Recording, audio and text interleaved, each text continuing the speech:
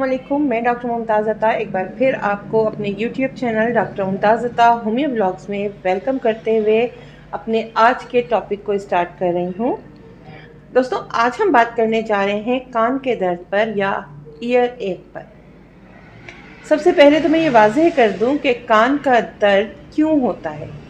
कान का दर्द इन्फेक्शन के बायस होता है। अब रीज़न चाहे कुछ भी रही हो, लेकिन ये इन्फेक्शन कान का दर्द का सबब बनता है और ये दर्द कान के अंदरूनी हिस्से में होता है, जो कि ज़्यादातर देखने में आया है। छोटे बच्चों के कानों में दर्द बहुत ज़्यादा होता है, लेकिन अगर बड़ी उम्र के लोगों में ये दर्द हो जाए तो बहुत ज़्यादा ही क्रॉनिक शक्ल इख्तियार कर सकता है।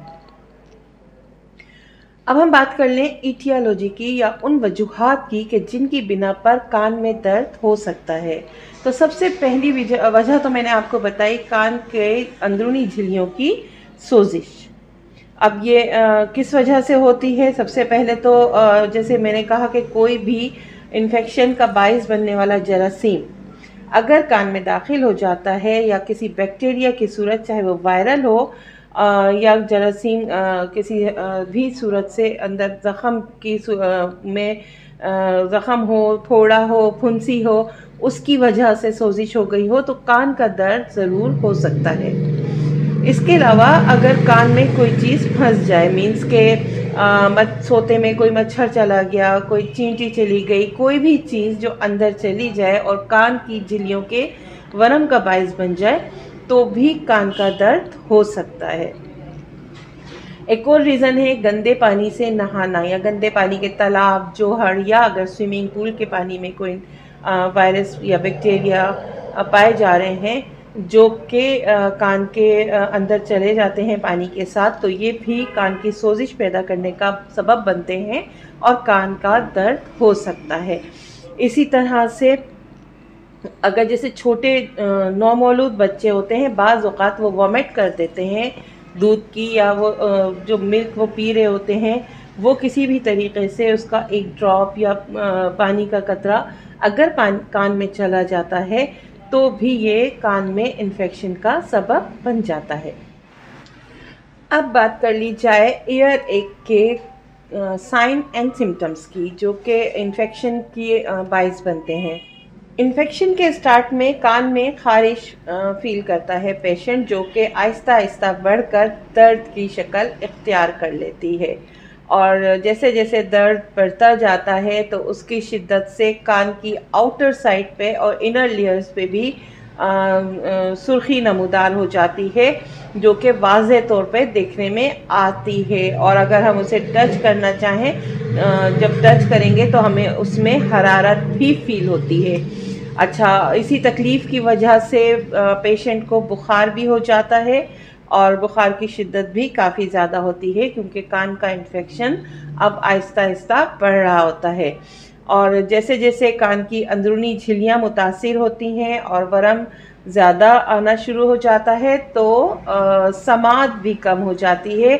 मरीज़ को ऐसा लगता है कि उसको अब कम सुनाई दे रहा है। अच्छा, इसके साथ साथ मरीज़ को अपना कान अंदर से भरा हुआ महसूस होता है, बोझल सा, और ऐसा लगता है अंदर कोई चीज़ फिल कर दी गई है। अगर मरीज़ के कान को हाथ लगाने की कोशिश की जाए चेकअप की खातिर, या किसी भी तरह से अगर उसके हाथ टच हो जाए कान से, तो शदीद दर्द की एक लहर होती है और मरीज़ कान को टच नहीं करने देता। इसी तरह से कान जैसे जैसे ये इन्फेक्शन बढ़ता जाता है तो कान के अंदर से रतूबत निकलना शुरू हो जाती है, बाज़ औक़ात पीली और बहुत गाढ़ी, जिसे हम पी पाना भी बोलते हैं, और बाज़ औक़ात ये लेज़दार मगर ट्रांसपेरेंट शक्ल में भी हमें नज़र आती है कान से निकलते हुए, और जिसमें बाज़ औक़ात अगर इन्फेक्शन ज़्यादा बढ़ा हुआ हो तो हमें स्मेल आना भी शुरू हो जाती है। अगर ये इन्फेक्शन बढ़ जाए तो ये एक्यूट से क्रॉनिक शक्ल इख्तियार कर लेता है और इसको कान बहना भी कहते हैं कि मुस्तकिल कान बहने लग गया है और मुस्तकिल पीप या पानी जैसी रतूबत कान से निकल रही है। और अगर इसका फौरी तौर पर सद्देबाप नहीं किया जाता तो बाज़ औक़ात ये इन्फेक्शन बढ़कर कान के जो पर्दा होता है उसमें भी सुराख का बायस बन जाता है। ये तो थी aetiology and sign and symptoms जो कि मैंने ईयर एक के आपको बताए। अब आ जाते हैं उन होम्योपैथिक रेमेडीज़ की तरफ जो कि बहुत ज़्यादा सूदमंद साबित होती हैं कान के दर्द के लिए। सबसे पहले जो बेस्ट रेमेडी हमें नज़र आती है वो है बेलाडोना 30, जो कि कान की सुर्खी और हरारत को भी कम करती है और इसके साथ साथ अंदरूनी इन्फेक्शन को भी नॉर्मल करने में बहुत मददगार साबित होती है। इसके मावन दवा के तौर पर हम एकोनाइट 30 को भी यूज़ कर सकते हैं, क्योंकि ये भी बहुत ही जल्दी इफ़ेक्ट करती है और अचानक पैदा हो जाने वाली तकलीफ़ को दूर करने में बहुत ज़्यादा मावन साबित होती है। फीरम फास एंड कालीम्योर 30 में ये अगर कान के इन्फेक्शन का फर्स्ट स्टेज है तो बेस्ट काम करेंगी। इसके साथ साथ अगर हम काली सर्व 3x में देंगे उस सूरत में कि अगर कान बहना शुरू हो गए हैं, तो ये तीनों का जो एक ट्रायंगल बनेगा वो बहुत बेहतरीन काम करेगा कान के दर्द में और इन्फेक्शन। बच्चों के लिए मैं एक बहुत अच्छी रेमेडी बताने जा रही हूँ कान के दर्द के लिए, कैमोमिला 30।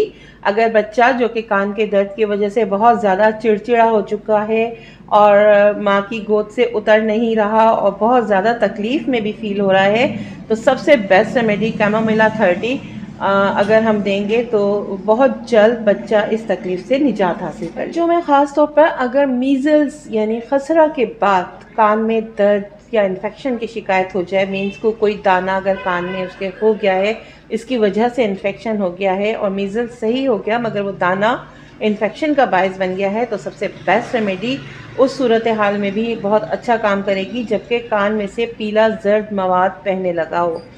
पल्सटीला 30 बहुत बेस्ट रेमेडी है इस सूरत हाल के।